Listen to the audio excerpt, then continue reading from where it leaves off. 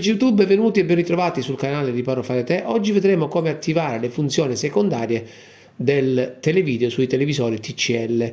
Su un video precedente avevamo visto come attivare il televideo sui televisori TCL, ora vedremo come attivare le funzioni secondarie. Molto semplice, premiamo il tasto Info dal telecomando e scorriamo fino ad arrivare alla voce televideo. Premiamo OK e a video vedremo il televideo. Se vogliamo vedere il televideo, se vogliamo vedere nello stesso momento televideo e il programma televisivo, basta di nuovo andare e premere il tasto Info, scorrere fino alla voce televideo, cliccare OK e avremo da una parte il programma televisivo e dall'altra il televideo.